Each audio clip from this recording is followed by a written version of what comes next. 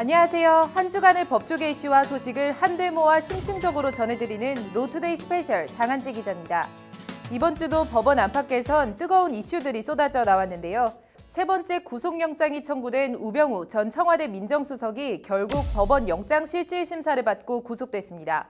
특검 도우미로 불렸던 장시호 씨도 1심에서 검찰 구형량보다 1년이 더 많은 징역 2년 6개월을 선고받고 법정 구속돼 구치소에 수감됐습니다. 우병우 전 수석과 장시호 씨 구속 수감 얘기와 함께 광풍 수준으로 불고 있는 가상화폐 비트코인 얘기 담았습니다. 이슈 플러스입니다.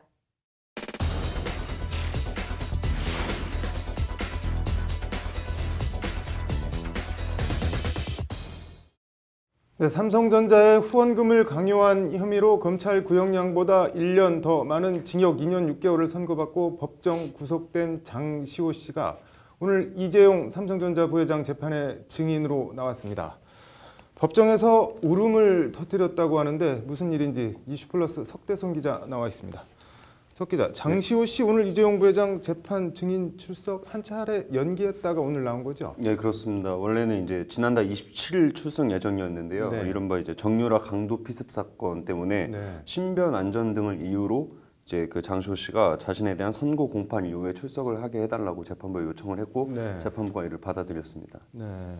그래서 오늘 나왔는데 어쨌든 검찰 구형량보다 더 많은 형을 선고받은 어떻게 보면 깜짝 중형을 선고받았는데 오늘 뭐 출석 분위기가 어땠나요? 일단 법정 구속 당시 장시호 씨는 이제 아이 학교 끝날 시간인데 아이 데리러 가야 하는데 하면서 이제 당황한 모습을 보이기도 했었는데요. 그대로 이제 구속 영장은 집행이 됐고 장 씨는 오늘 일단 연두색 수의를 입고 호송차를 타고 법원에 출석을 했습니다. 근데 이제 호송차에서 내리자마자 어떤 이유에서인지는 모르겠는데 황급히 이제 취재진을 피하듯이 법원 안으로 들어갔고요. 이 때문에 이제 취재진도 당황을 해갖고 장시호가 들어간 게 맞느냐 이렇게 소동이 벌어지기도 했습니다. 화면을 보니까 뭐 엄청 빠르게 거의 뛰어가다시피 하는데 법정 구속까지는 생각도 못하다가 정신적 충격이 뭐 아직도 좀 상당한 것 같네요. 네, 그렇습니다. 일단 장시호 씨 오늘 법정에 이제 들어올 때는 아랫뉴스를 이렇게 꽉 깨물고 들어왔었는데요. 판사가 이제 증언 거부권을 고지를 하면서 선서를 하라고 이제 주문을 했는데 장 씨가 이제 한동안 증언대에 서서 눈물을 흘렸습니다. 그 바람에 이제 선서를 바로 못했고 결국에 이제 울먹이면서 선서를 하기도 했습니다. 네, 뭐 오만 생각이 교차한 듯한데 증언은 어떻게 뭐 제대로 이루어졌나요? 예, 일단 장 씨 이제 특검 도우미, 진술 자판기 이런 별칭을 얻기도 했었는데 그 특검과 검찰의 수사와 재판 과정에서 이제 적극적으로 협조를 해서. 했지만 이제 1심 선고에서 검찰 구형량보다 이제 많은 깜짝 중형이 선고되지 않았습니까? 그래서 이제 증언 태도나 수위, 입장이 이제 어떻게 바뀔지 이제 관심을 모았었는데요. 일단 재판 도중 이제 증인 신문에는 적극적으로 답을 하는 모습을 보였습니다. 삼성이 이제 동계 스포츠 영재센터에 지원한 16억 원에 대해서 장 씨는 이제 기존 진술대로 이모 최순실 씨의 영향과 최 씨와 이제 박 전 대통령의 관계를 이용해서 삼성으로부터 돈을 받았다 이런 취지로 이제 증언을 했습니다. 뭐 이제 와서 진술이나 증언을 뒤집기도 힘들 텐데 이모를 등에 업고 호가 호위한 죄는 죄고 어떻게 보면 좀 딱해 보이네요, 장시호 씨. 예, 앞서 말씀드렸듯이 이제 특검 도우미로 불릴 정도로 이제 검찰의 국정농단 수사에 적극 협조를 하지 않았습니까? 근데 검찰도 이런 점을 감안해서 징역 1년 6개월이라는 이제 선처 구형을 한 바 있는데요. 장 씨도 이제 선고 당일날 집행유예를 받고 귀가할 것으로 예상을 했는지는 모르겠는데 그날 이제 풀 메이크업을 해서 주목을 받기도 했었습니다. 일단 1심 결과만 놓고 보면은 결국 이제 일장춘몽 헛꿈으로 이제 돌아간 모양새가 됐습니다. 뭐 이모 최순실 씨로부터 집안을 팔아먹고 있다는 얘기를 들을 정도로 수사에 적극 협조를 했는데 장시호 씨 여러모로 심란하겠네요.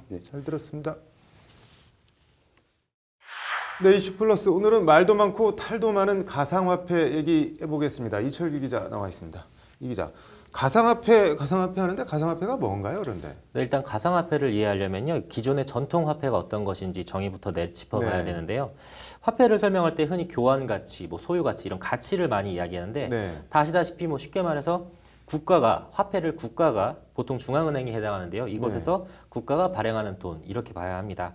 발급 주체가 국가이고요. 그리고 1,000원짜리, 10,000원짜리 이런 식으로 실물이 있는 돈 이렇게 이해하시면 됩니다.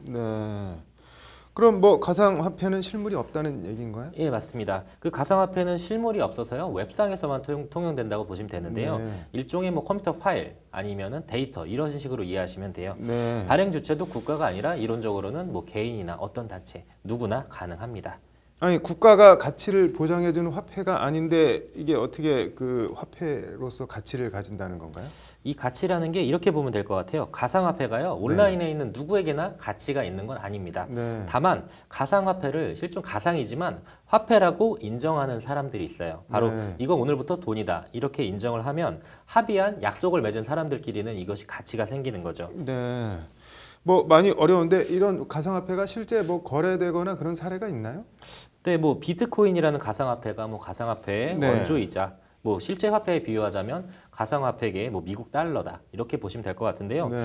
전 세계적으로 하루에도 뭐 수백의 종류의 가상화폐가 생성되고 또 사라지고 폐기되고 있는데 대부분의 가상화폐가 이 비트코인으로 그 전환을 목적으로 발행되고 있습니다.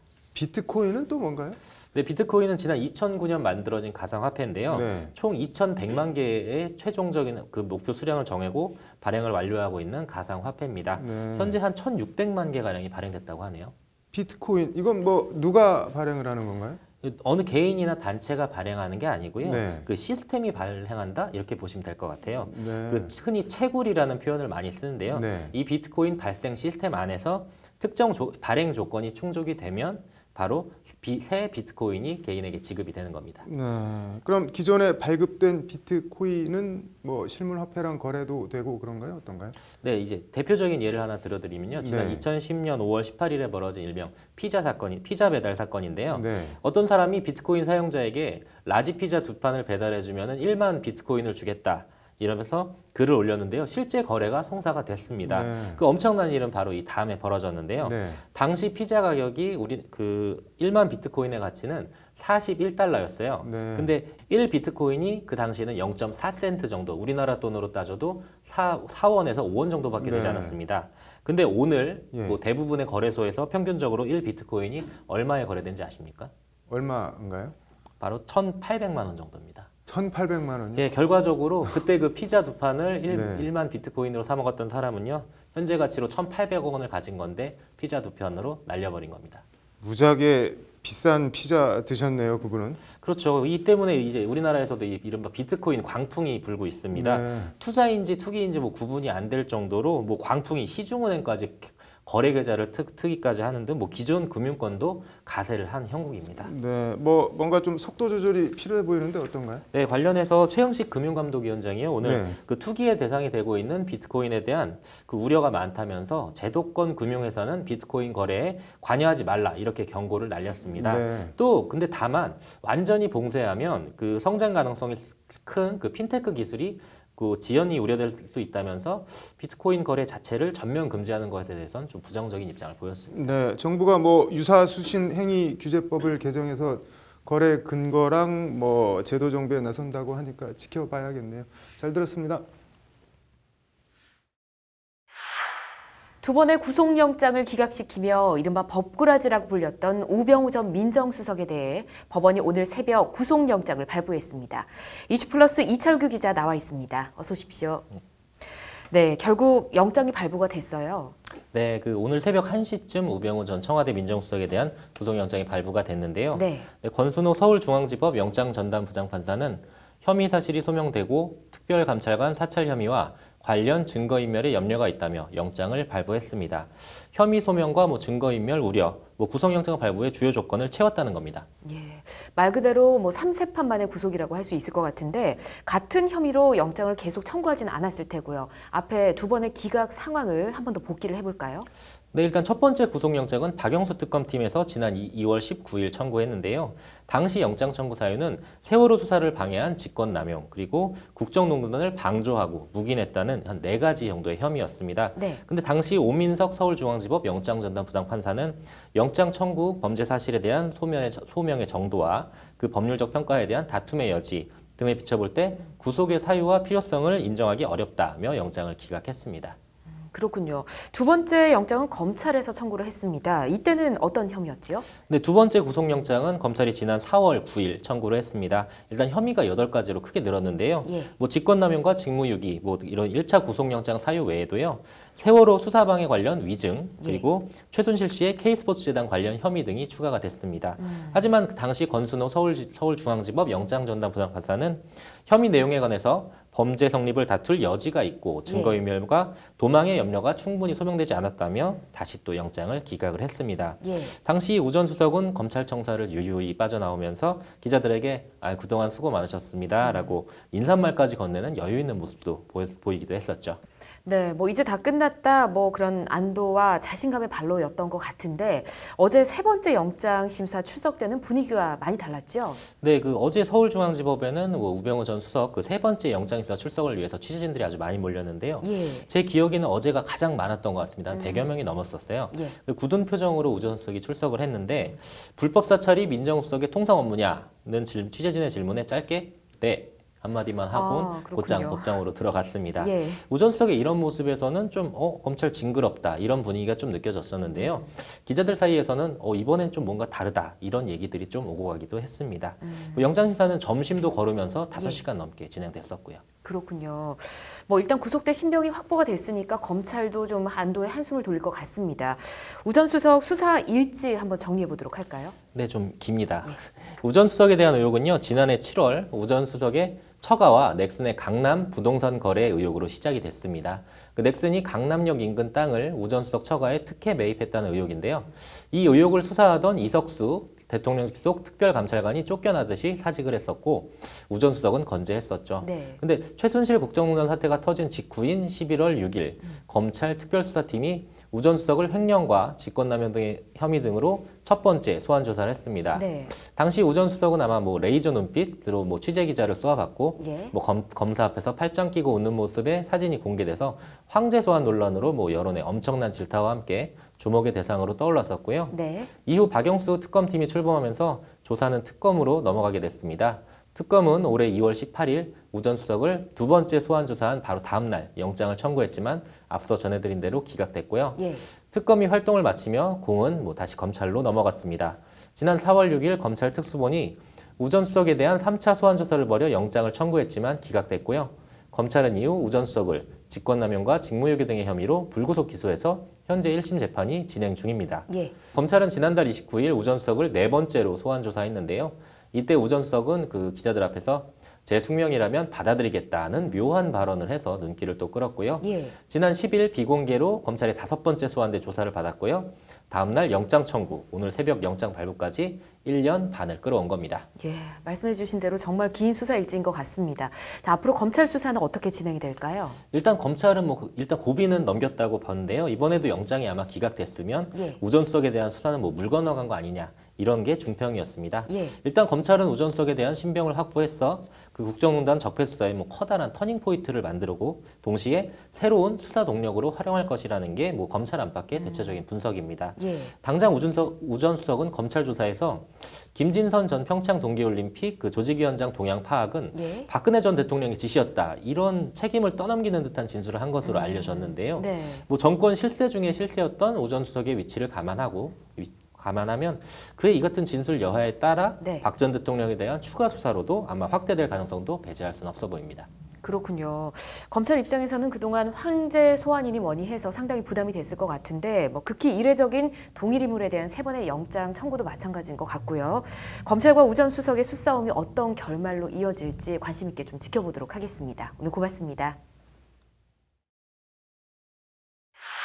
법무부가 검찰 과거사위원회를 발족했습니다. 이른바 검찰 캐비닛으로 상징되는 검찰 과거 수사 자료 등을 탈탈 털어 기소권 남용이나 의도적 수사 외면 등 검찰의 잘못된 과거사를 드러내고 재발 방지 대책을 마련합니다. 관련해서 고문이나 조작 간첩 사건 같은 국가 범죄에 대한 손해배상 청구 소송 소멸시효를 폐지하자고 주장한 국회 토론회도 취재했습니다. 로 인사이드입니다.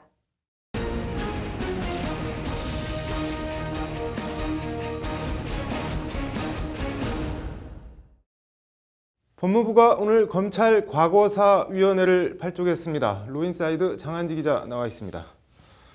장 기자, 오늘 발족한 검찰과거사위원회 뭐 어떤 일을 하는 조직인가요? 네, 한마디로 검찰의 잘못된 과거사를 탈탈 털어보고 재발 방지 대책 같은 것을 이제 마련하기 위해 꾸려진 조직이다라고 보시면 됩니다. 네. 구체적으로 재심 같은 법원 판결로 무죄가 확정된 사건 가운데 검찰권 남용 의혹이 제기된 사건, 그리고 검찰권 행사 과정에서 인권 침해 의혹이 제기된 사건, 국가기관에 의한 인권 침해 의혹이 상당함에도 검찰이 수사 및 공소 제기를 제대로 안 한 사건 같은 것들이 조사 대상입니다. 네, 조사를 해서 뭘 어떻게 한다는 건가요? 네, 일단 실무조사기구의 조사 결과를 통해서 진상을 규명하는 것이 우선이고요. 네. 이후 유사 사례 재발 방지 그리고 피해자 피해 회복을 위한 조치 이행을 법무부에 권고할 예정입니다. 네. 관련해서 검찰과거사위원회는 제대로 된 조사를 하기 위해서 실무조사기구를 대검찰청에 별도로 설치하도록 했습니다. 네. 쉽게 말해 검찰 수사자료 같은 이른바 검찰 캐비닛을 다 들여다볼 수 있도록 한 건데요. 네. 민간위원들로 구성된 국정원 개혁발전위원회 산하 국정원 적폐청산 태스크포스가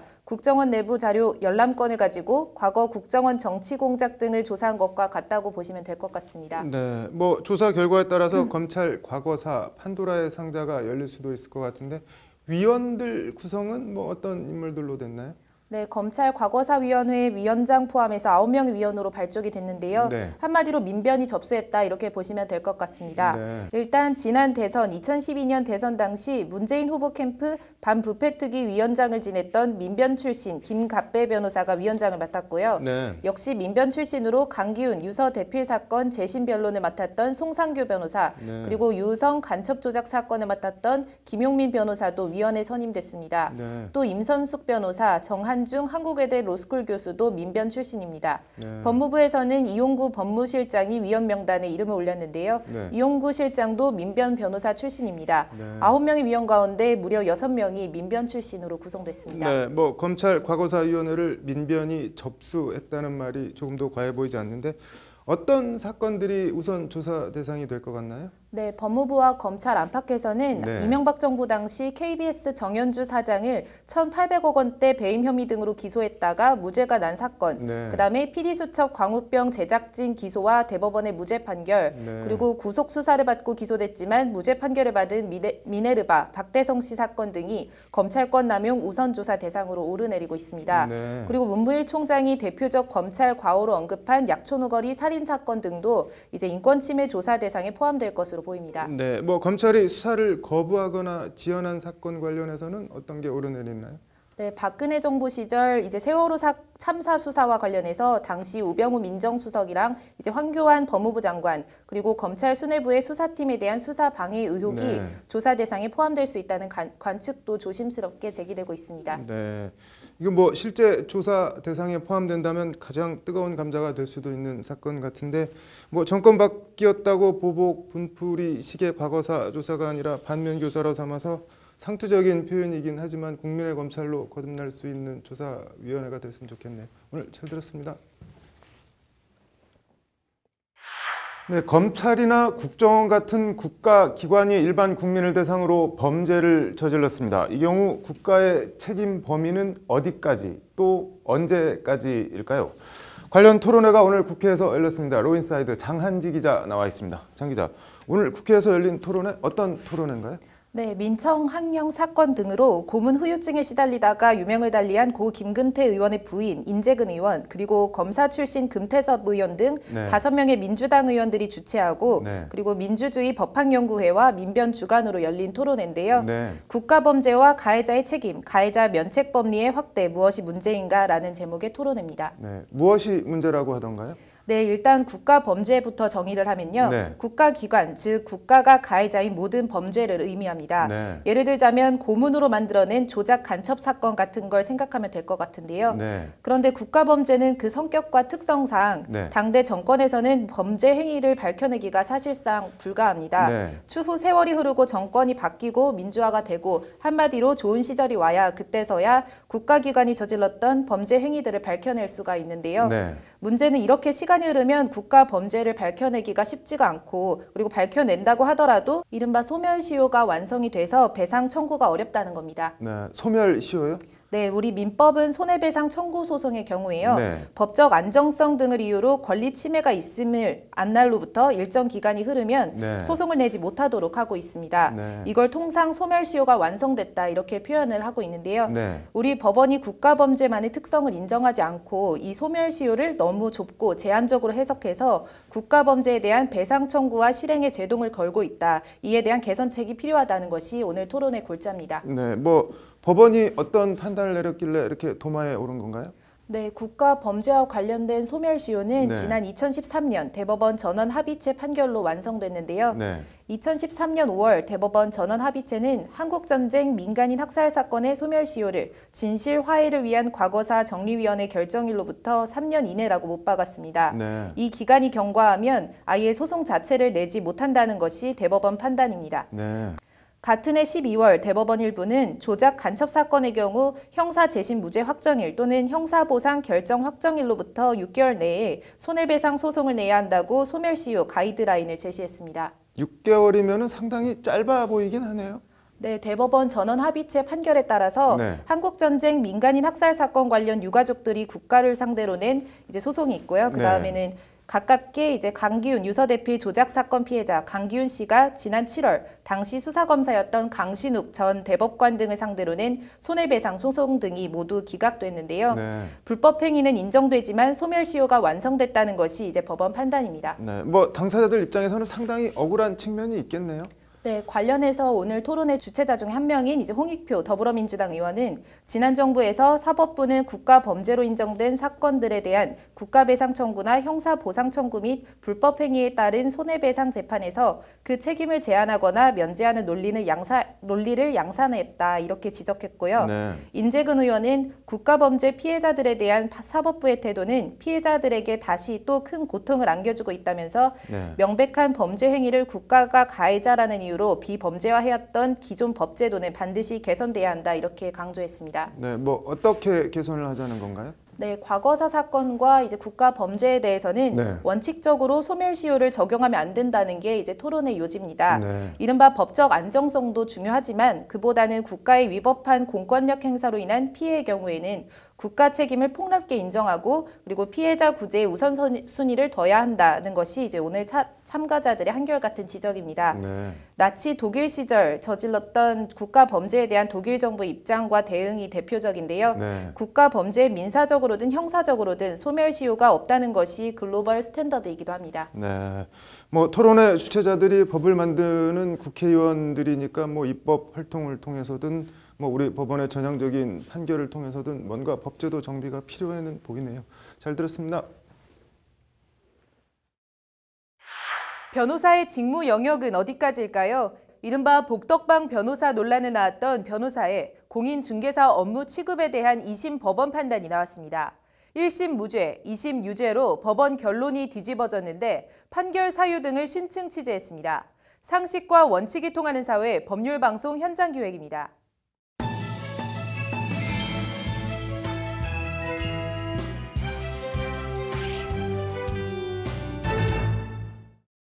공인중개사 자격 없이 부동산 거래를 중개한 혐의로 기소된 공승배 변호사에 대해 항소심 법원이 오늘 1심 판결을 깨고 주요 쟁점에 대해 모두 유죄를 선고했습니다. 1, 2심 법원 판단이 엇갈리면서 이른바 복덕방 변호사 논란은 대법원에서 최종 판단을 받게 됐습니다. 상식과 원칙이 통하는 사회 법률방송 현장기획 장한지 기자가 재판에 다녀왔습니다.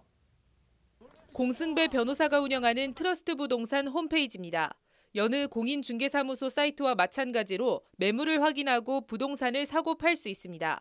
이 사이트는 지난해 1월 개설됐는데 부동산 거래 금액에 상관없이 수수료를 최대 99만 원만 받아 업계에 센세이션을 일으켰습니다. 당혹감 속에 위기를 느낀 공인중개사협회는 공승배 변호사를 공인중개사법 위반 혐의로 검찰에 고발했습니다. 지난해 11월 서울중앙지법에서 국민참여재판으로 열린 1심은 공승배 변호사의 손을 들어줬습니다. 검사가 제출한 증거만으로 공 변호사가 중개업을 했다는 점 등이 합리적 의심 없이 증명됐다고 단정할 수 없다는 것이 1심 재판부 판단이었습니다. 하지만 오늘 항소심 재판부 판단은 달랐습니다. 재판부는 무등록으로 중개업을 한 점이 인정된다며 유죄로 판단하고 공 변호사에게 벌금 500만 원을 선고했습니다. 홈페이지에 매매, 임대차 등 부동산 정보가 게시되어 이를 기초로 거래가 진행된 점 등에 비춰보면 중개 행위가 인정된다는 것이 항소심 재판부 판단입니다. 부동산 거래 수수료가 아닌 변호사로서 법률 자문료를 받은 것이라는 공 변호사의 주장도 받아들여지지 않았습니다. 재판부는 사이트에 최대 99만 원 합리적인 중개 수수료 등의 문구가 게시된 만큼 사이트 이용자들은 자신들이 중개 보수를 지급한다고 인식할 가능성이 크다고 판시했습니다. 재판부는 그러면서 다만 의뢰인에게 별다른 피해를 끼치지 않았고 오히려 금전적 이익이 된 점을 참작했다고 양형 사유를 밝혔습니다. 공인중개사협회 측은 항소심 재판부 판단에 즉각 환영의 뜻을 나타내고 공 변호사를 상대로 손해배상 청구 소송을 내겠다고 밝혔습니다. 고등법원 유죄 판결을 근거로 해서 공승배 변호사에게 공인중개사 10만 공인중개사가 1인당 100만 원씩 손해배상 청구 소송합시다. 여러분 어떻게 생각하십니까? 박수 한번 쳐주십시오. 공승배 변호사는 즉각 상고하겠다는 입장을 밝혔습니다. 국민참여재판에서 이미 그 부분에 대해서는 판단을 받았다라고 생각합니다. 그렇기 때문에 이른바 이제 법리의 문제로서 대법원에서 충분히 다시 한번 판단을 받아볼 필요가 있다고 생각합니다. 1심 무죄, 2심 유죄, 부동산 중개업계로선 사활이 걸린 변호사 직무 영역을 어디로까지 볼 수 있을지에 대한 최종 판단은 결국 대법원에서 가려지게 됩니다. 법률방송 장한지입니다. 인터넷 스마트폰 뱅킹이 보편화되면서 엉뚱한 사람에게 돈을 송금하는 이른바 차고 송금 사례가 종종 발생하고 있는데요. 차고 송금 실태와 함께 수취인이 그 돈을 사용하면 어떻게 되는지, 돈을 잘못 보낸 사람은 어떻게 대처해야 하는지 김수연 변호사의 이슈 속 법과 생활에서 자세히 전해드립니다.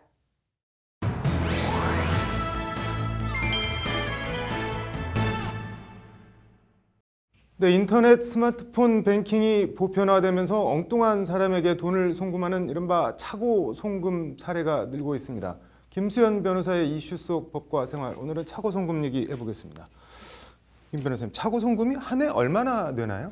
통계 자료에 의하면 2011년 이후 차고 송금 금액과 건수는 모두 점진적으로 증가하는 추세이며 2015년 한 해에 잘못 송금된 금액은 1,829억 원이라고 합니다. 또한 지난 5년간 주요 은행의 차고 송금액 약 9,600억 원 중 절반 이상인 약 5,400억 원이 본래 송금인에게 반환되지 않은 것으로 나타났습니다. 네, 뭐 액수가 엄청난데 받은 사람 입장에서 내 통장에 돈이 들어왔네 하고 그냥 써버리면 어떻게 되는 건가요? 그렇게 차고 송금으로 입금된 돈을 인출하여 간 행위를 점유이탈물 횡령죄로 보아야 한다는 견해와 횡령죄로 보아야 한다는 견해가 대립을 하는데요. 결론적으로 말씀드리자면 횡령죄에 해당합니다. 횡령죄와 점유이탈물 횡령죄가 뭐가 어떻게 다른 건가요? 횡령죄는 타인의 재물을 보관하는 자가 그 재물을 자기가 가져가거나 아니면 소유자에게 반환하는 것을 거부하는 경우에 성립하는 범죄이고 반면 점유이탈물 횡령죄는 대표적으로 유실물처럼 누군가가 잃어버린 물건을 자기가 가져간 경우에 성립하는 범죄입니다. 따라서 횡령죄와 점유이탈물 횡령죄의 차이는 타인이 소유하는 재물에 대해 피고인과 사이에서 위탁관계가 존재하는지 여부에 따라 달라지는데요. 예를 들면 주식회사의 대표이사나 아니면 동업관계에 있는 동업자들처럼 계약이나 관습 또는 어떤 사실상의 관계로 인해서 그 소유자의 재물을 보관하여야 하는 지위에 있는 자가 그 재물을 자기가 가지거나 소유자에게 반환하지 않은 경우에는 횡령죄가 되는 것이고요. 그런 보관 관계나 어떤 위탁 관계가 없는 경우에는 점유이탈물 횡령죄가 성립하는 것입니다. 그러니까 차고 송금한 돈은 뭐 잃어버린 돈이 아니라는 거네요. 그러니까 네, 그렇습니다. 이게 뭐 대법원 판례 같은 게 있나요, 혹시? 네, 송금인이 계좌번호를 잘못 설정해서 수취인에게 잘못 송금된 경우 수취인이 이를 송금인에게 반환하는 등의 절차를 거치지 않고 자기가 운영하는 회사에 어떤 밀린 물품 대금을 지급하였거나 아니면 직원들의 임금으로 지급한 사안이 있습니다. 뭐 판단이 어떻게 나왔나요, 법원 판단이? 1심 법원과 2심 법원은 그 돈은 계좌이체 과정에서 실수로 계좌번호를 잘못 기재했기 때문에 우연히 수취인 계좌에 입금된 것이고, 따라서 송금인과 수취인 사이에서 어떠한 거래관계가 없어서 수취인이 송금인의 재물을 보관하는 지위에 있다고 보지 않았습니다. 따라서 1심 법원과 2심 법원은 점유이탈물 횡령죄에 해당한다고 판시하였습니다. 네, 대법원은 뭐 다르게 본 모양이죠? 네, 대법원은 돈이 이렇게 착오로 송금된 경우에도 송금인과 수취인 사이에 별다른 거래관계가 없었다고 할 것이지만 신의칙상 보관관계가 성립하므로 이 경우 수취인에 대해서는 횡령죄가 성립한다고 판시하였습니다. 네, 뭐 잘못 들어온 돈도 보관해줘야 될 의무가 있다 이렇게 봤다는 거네요. 네. 착오로 잘못 들어온 돈 뭐 이거 함부로 잘못 쓰면 횡령죄, 이거 형량이 어떻게 되나요? 횡령죄의 경우에는 5년 이하의 징역 또는 1,500만 원 이하의 벌금에 처해지게 됩니다. 네, 뭐 남의 돈 들어왔다고 그냥 좋아하고 함부로 썼다가는 징역 갈 수도 있다는 얘기네요. 오늘 여기까지 듣고 내일 착오 송금 얘기 더 들어보겠습니다. 고맙습니다. 네, 김수현 변호사의 이슈 속 법과 생활, 어제에 이어 착오 송금 얘기 더 해보겠습니다. 김 변호사님, 이 엉뚱한 사람 통장으로 돈을 잘못 보내는 착오 송금, 이렇게 착오 송금이 이루어지면 법적 관계가 어떻게 되나요? 송금인과 수취은행의 관계를 보면 수취은행은 사실 이 착오 송금으로 인해서 어떤 돈이라든지 어떤 이익을 얻은 것이 없기 때문에 송금인은 수취은행에 대해서는 어떤 청구를 할 수가 없게 됩니다. 네. 일단 뭐 돈을 잘못 보낸 사람 입장에서는 돌려받는 게 급선무일 텐데 어떻게 해야 되나요? 우선적으로 이 송금인은 은행에 직접 방문하거나 아니면 은행 콜센터를 통해서 착오 송금 반환 청구 절차를 진행할 수가 있습니다.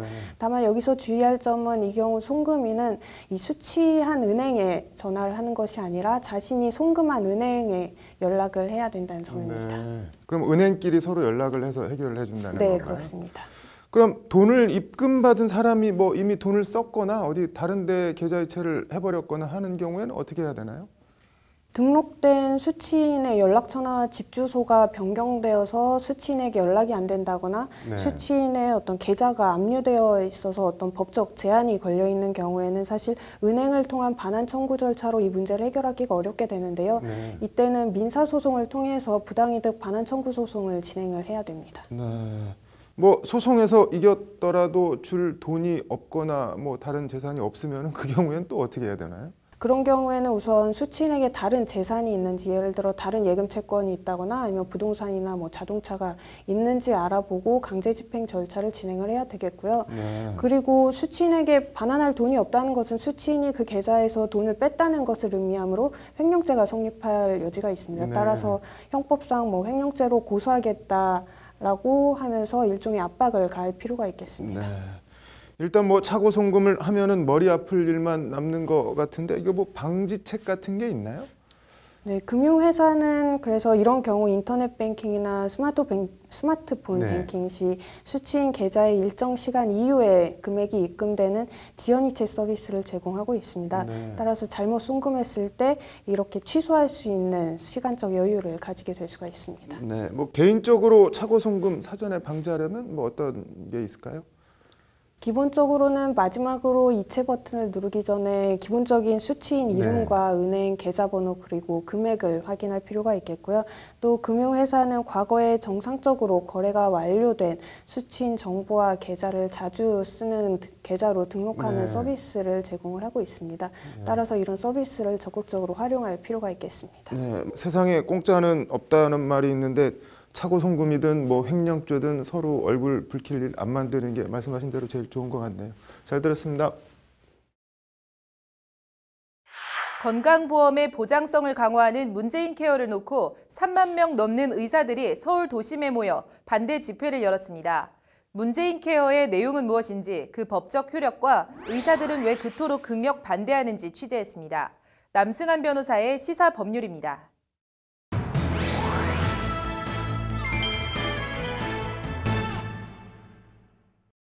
네, 3만 명의 의사들이 어제 서울 도심에 모여 이른바 문재인 케어에 반대하는 집회를 열었습니다. 남승한 변호사의 시사법률, 오늘은 뜨거운 감자로 떠오르고 있는 문재인 케어 얘기해 보겠습니다. 남 변호사님, 일단 문재인 케어라고 하는데 어떤 내용인가요? 네, 뭐 미국의 오바마 케어에서 따온 말이기는 한데요. 기본적으로는 그 건강보험의 보장성을 강화한다는 것입니다. 문재인 대통령이 지난 8월에 성모병원에서 직접 발표했습니다. 그래서 건강보험의 보장성을 강화하겠다 이런 것이고요. 이름은 오바마 케어에서 따온 것 같습니다. 네. 이게 그러니까 명칭이 건강보험 보장성 강화 대책, 보장성 강화, 구체적으로 뭘 어떻게 하겠다는 건가요? 그러니까 건강보험을 적용받는 범위를 넓히겠다 이렇게 생각하면 되는데요. 그러니까 그간 여러 가지 항목이 보험 적용 대상이 안 됐었던 것들이 있습니다. 그것들의 보험 적용 대상을 넓히는 것인데요. 예를 들면 소위 뭐 MRI라고 하는 자기 공명 영상 관련된 것, 뭐 초음파 검사 중에 일부 이런 것들을 보험 적용을 받게 해주겠다 이런 것입니다. 보험 적용을 받게 하는 것은 이것을 급여 대상으로 해주겠다 이런 것입니다. 네.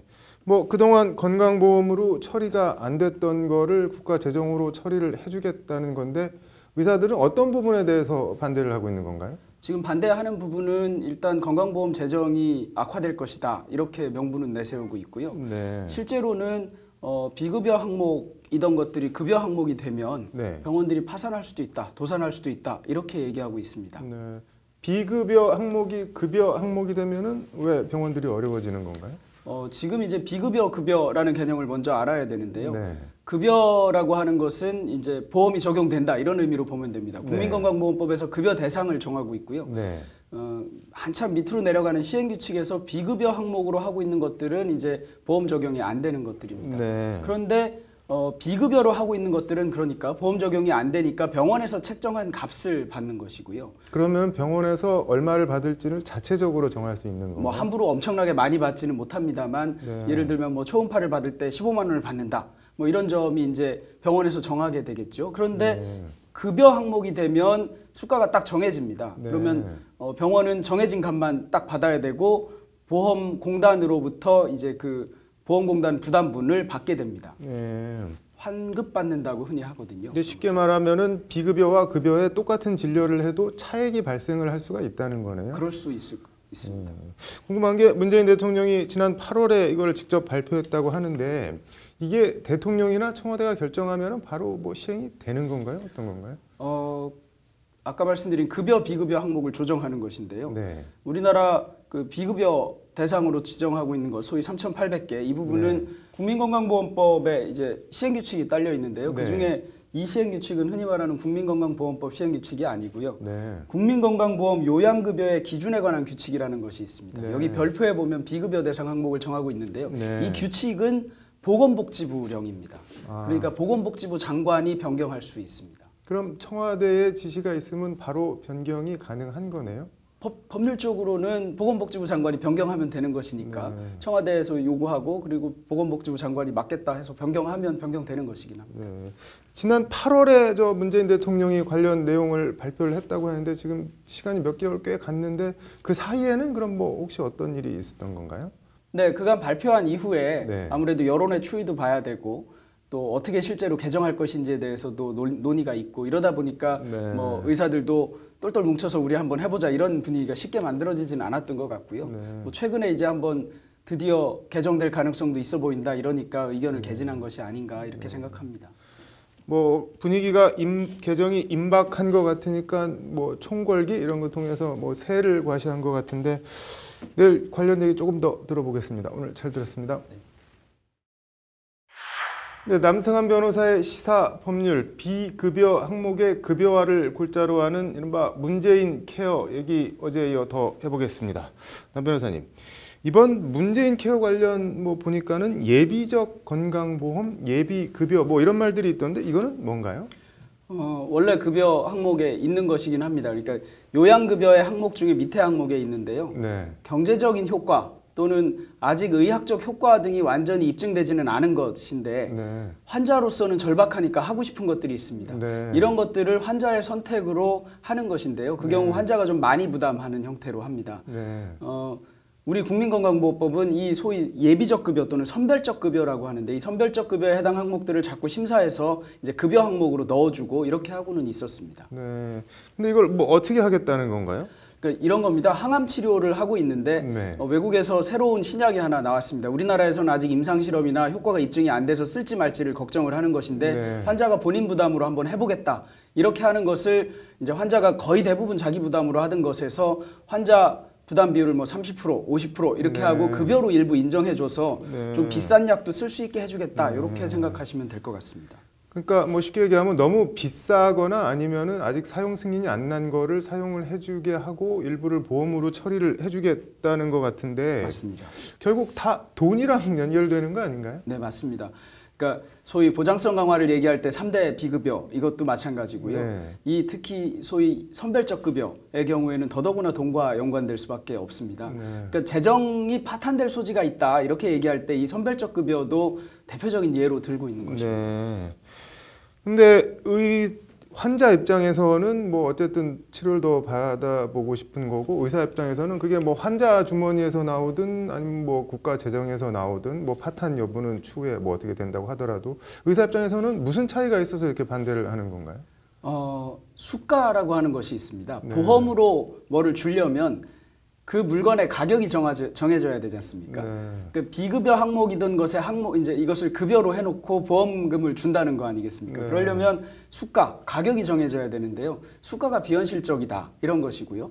그 다음에 비급여 항목으로 예전에 돼 있다가 급여로 돼 있으면 이제 의사는 진료를 한 다음에 그 급여를 청구할 거 아니겠습니까? 그러면 이제 건강보험심사평가원에서 심사를 해서 뭐 이거는 되고 이거는 안 되고 해서 이제 삭감을 합니다. 그러니까 의사들 생각은 이런 겁니다. 이런 피해 의식이 있는데요. 예전에도 비급여 항목이던 것을 급여로 전환했더니 건강보험심사평가원에서 엄청나게 삭감을 하더라. 이러려면 뭐하러 급여 항목으로 했느냐 이제 이런 불만이 있는 것이고 가격도 그렇게 저렴하게 해놓으면 수가가 낮으면 무슨 소용이 있느냐 이런 것입니다. 그러니까 이른바 적절한 진료였냐 뭐 필요한 진료였냐 이런 거 갖고 자꾸 심평원에서 문제를 삼으니까는 비급여로 두고 싶어 한다 그런 말씀인 건가요?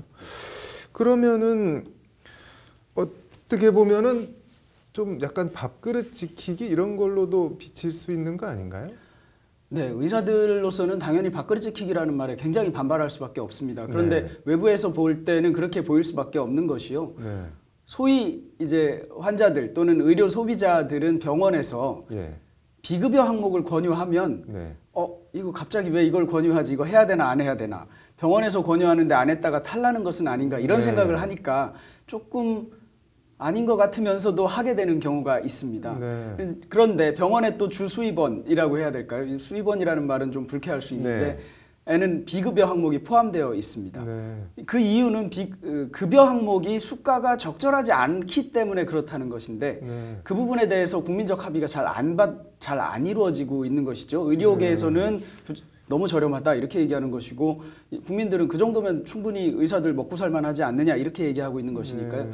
국민들에 대한 신뢰가 회복되지 않은 상태라는 것이고요. 그러다 보니까 이게 지금보다도 조금 어려워지면 다 같이 어려워지자는 건데 그거 조금 어려워지는 걸 못 참느냐 이러니까 이제 밥그릇 지키기 논쟁으로 비화되는 것 같습니다. 보험급여 관련한 뭐 소송이나 판례 같은 게 혹시 있나요? 보험급여 관련된 소송은 사실은 아주 실무적인 소송들이 있습니다. 예를 들면 급여를 청구했는데 삭감을 하면 그 삭감 처분을 취소하는 행정소송 같은 것을 할 수 있는데요. 이 삭감이라는 것이 뭐 몇만 원, 몇십만 원 이렇게 개별적으로 삭감하기 때문에 그리고 그 삭감 처분을 한 상대방이 이제 건강보험심사평가원, 심평원이라고 하는 곳이고 그것이 소위 급여를 주고 말고를 결정하는 권한을 가지기 때문에 행정소송을 하기가 쉽지는 않습니다. 해봐야 뭐 별 실익도 없고 괜히 뒤탈만 생길 것 같아서 그냥 대충 심평원 결정을 따라간다는 거네요. 병원들이. 네, 그런 경우가 많다고 합니다. 이번 문재인 케어 논란 뭐 어떤 식으로 정리되는 게 좀 가장 그나마 바람직할까요? 흔히 얘기하는 것이 이제 적정급여입니다. 저렴한 급여가 아니라 적정급여를 해달라 의사들은 이렇게 얘기를 하고 있는 것이거든요. 사실 논리적으로만 생각하면 의사들로서도 비급여 항목으로 돼 있는 것을 의료 소비자에게 권고할 때 그게 환자가 나를 이상한 사람으로 보지 않을까 하는 뭐 양심의 가책을 그런 느낌이 비치거든요. 근데 원래 전문가들은 소위 장사꾼으로 비치는 것이 굉장히 싫습니다. 그런 걸 감안한다면 급여가 적절하다면 보험이 확대되는 것을 의료계가 반대할 이유는 원래는 없는 겁니다. 네. 그러니까 어떻게 보면 신뢰가 회복되고 시스템이 회복돼서 그 시스템에 대한 신뢰가 회복된다는 전제하에 급여 항목은 늘어나는 것이 맞다고 봅니다. 그렇게 네. 하되 다만 급여 항목을 늘리면 재정은 계속 부족할 것이고 그럼 재정 확보 방안을 마찬가지로 적정하게 설계해 가면서 해야 되는데요. 그간 또 의료계에서는 마찬가지로 이런 얘기를 합니다. 재정 확보 방안이 마련이 안 되니까 급여를 삭감해 가면서 하고 있는 것이 아니었느냐 이런 얘기가 나오고 있는 것입니다. 서로 신뢰 문제인 것 같습니다. 아무튼 뭐 아픈데 적절한 필요한 치료를 못 받는 경우는 뭐 어떤 식으로는 좀 해소가 됐으면 좋겠네요. 말씀 잘 들었습니다. 말도 많고 탈도 많은 청탁금지법, 흔히 김영란법으로 불리죠. 달라진 규정과 배경을 들여다봤습니다. 유정훈 변호사의 뉴스와 법입니다.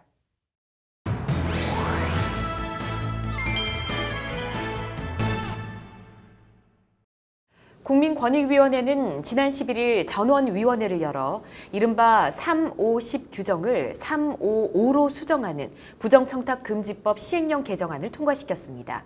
유정훈 변호사의 뉴스와 법, 오늘 부정청탁금지법에 관해 이야기 나눠보겠습니다. 어서 오십시오. 네, 안녕하세요. 네. 자, 이번 부정청탁금지법 시행령이 개정이 됐다고 하는데 어떤 내용으로 바뀌게 되나요? 네, 일명 김영란법으로 불리는데요. 네. 정식 법명은 부정청탁 및 금품 등 수수의 금지에 관한 법률입니다. 공정한 직무 수행을 보장하고 공공기관의 국민에 대한 신뢰를 보장하기 위한 것이 이 법 취지입니다. 이번 권익위 의결로 사교나 의례적으로 허용되던 선물의 범위가 일부 조정되었는데요. 네. 농산물이나 농산물 가공품의 경우에는 5만 원에서 10만 원까지 상향되어 선물할 수 있게 됐고요. 예. 경조사비의 경우에는 10만 원이었는데 5만 원으로 하향 조정되면서 하완이나 조화 같은 경우에는 예전대로 10만 원까지 선물할 수 있게 되었습니다. 일부 금액이 좀 조정이 된 거네요. 네, 그런데 이번에 시행령이 개정되게 된 배경은 어떤 내용일까요? 예, 부정청탁금지법이 시행되면서 국민 정서에 반하는 것이 아니냐, 예. 또는 관련 산업을 위축시키는 것이 아니냐라는 논란이 있었습니다. 이런 논란을 해소하기 위해서 권익위원회에서 시행령을 개정한 것이고요. 예. 이번 권익위가 개정안을 시행하면서 부정청탁금지법의 취지와 내용을 완화하는 그런 시도는 해서는 안 된다라는 부대 의견을 발표하기도 했습니다. 그렇군요. 보통 이 권익위가 의결을 하게 되면 바로 효과가 있는 건지 아니면 어떤 법적 절차를 또 거쳐야 되는 건가요? 네, 시행령의 경우는 주무부처가 법안을 위반하면 관계기관과의 협의 그리고 법제처의 심의 등을 거쳐 최종적으로는 국무회의 심의와 대통령의 재가를 통해 공포되게 됩니다. 예. 현재 국민권익위원회가 법안을 준비 중인 단계이기 때문에 앞서 말씀드린 절차들을 다시 다 거쳐야 됩니다. 법안 이름이 부정청탁금지법이잖아요. 네. 이 부정청탁과 청탁 어떻게 다르게 쓰이는 의미가 있을까요? 예, 모든 청탁이 금지되는 것은 아닙니다. 예. 공익적 목적으로 제3자의 고충 민원들을 전달하거나 또는 공개적으로 특정 행위를 요구하는 것들은 정당한 청탁으로 볼 수가 있습니다. 네. 예, 그렇지만 원칙적으로 누구든지 직접 또는 제3자를 통해서 인허가 등의 행정처분, 형벌부과 또는 병역 판정 등에 관해서 부정한 청탁을 해서는 안 됩니다. 그렇군요. 이 수수가 금지되는 금품의 액수 어느 정도 되는 건가요? 예, 직무 관련 여부나 또는 기부, 후원 그런 어떠한 명목을 떠나서 예. 동일인에게 1회당 100만 원 또는 연간 300만 원을 초과해서 금품을 받거나 또는 요구, 약속을 해서는 안 됩니다. 그렇군요. 이게 현금만 해당이 되는 건지요? 아니면 요즘 보면 그림이나 도자기 같은 경우를 또 금품으로 제공하는 경우도 있더라고요. 예, 현금뿐만 아니라 도자기, 그림 이런 것들도 금지 대상입니다. 최근에 권익위원회에서는 상품권 등 유가증권을 선물로 제공해서는 안 된다라고 지금 개정안을 발표했는데요. 예. 예, 이런 이유는 상품권은 현금과 유사하고 사용처를 추적하기 어려운 점이 있기 때문입니다. 도자기나 그림 같은 경우도 음성적으로 또 악용될 여지가 충분히 있는 것이죠. 그렇기 때문에 금지하는 것입니다. 그렇군요. 보통 뇌물과 이 부정청탁금지법에서 말하는 금품수수 금지 어떤 차이가 있을까요? 예, 뇌물죄는 공무원이 직무의 대가로서 부정한 이득을 취득하는 것을 금지하는 것입니다. 네. 그런데 이제 부정청탁금지법은 직무 관련성이라든지 대가성이라든지 이런 것과 상관없이 일정한 금액 이상을 받게 되면 처벌을 하게 됩니다. 이런 점에서 차이가 있습니다. 그렇군요. 처벌이 된다면 이 처벌 수위는 어느 정도로 예상하면 될까요? 예, 부정한 청탁을 하는 경우에는 3천만 원 이하의 과태료가 처해질 수 있고요. 예. 금품 등을 수수하는 경우에는 3년 이하의 징역 또는 3천만 원 이하의 벌금에 처해질 수 있습니다. 알겠습니다. 이 부정청탁금지법이 내수 침체를 촉발하고 이 사교적인 범위를 너무 좁힌다 이런 지적이 있었거든요. 네. 이번 개정이 이루어진 의미를 좀 살펴본다면 이런 내용도 좀 포함될까요? 예, 권익위원회에서 부정청탁금지법이 시행된 이후에 어느 정도의 경제적 파급 효과가 있었는지를 조사 발표했습니다. 예. 그 조사 결과에 따르면 부정청탁금지법에 영향을 받는 업종의 경우 총 생산량이 0.019% 감소했고 총 고용은 0.015% 감소했다고 합니다. 네. 이런 조사 결과에 따른다 그러면 그 부정청탁금지법을 완화해야 된다는 그런 의견보다는 권익위원회의 개정안이 더 타당한 것으로 보입니다. 알겠습니다. 금품 수수와 관련해서 권익위가 현실을 감안한 개정안을 낸 만큼 부정청탁금지법이 잘 운영이 돼서 부정부패가 없는 나라가 됐으면 좋겠네요. 오늘 함께해 주셔서 고맙습니다. 네, 오늘의 판결은 아파트 경비원 얘기입니다. 서울의 한 아파트에서 강모 씨 등 경비원들이 하루 24시간 2교대로 이른바 맞교대 근무를 해왔다고 합니다. 말 그대로 24시간 경비 근무를 한 건데요. 아파트 입주자 대표회의 생각은 경비원들과 좀 달랐던 모양입니다. 자정부터 새벽 4시까지 4시간은 임금을 줄 필요가 없는 휴게 시간으로 보고 18시간을 기준으로 임금을 지급했고 이에 강 씨 등 5명이 소송을 냈다고 합니다. 경비원들이 야간 휴게 시간을 이용해 자유롭게 쪽잠을 자거나 식사를 해 근무 시간으로 볼 수 없다는 것이 아파트 입주자 대표회의의 주장입니다. 1, 2심 법원은 모두 입주자 대표회의에 손을 들어줬습니다.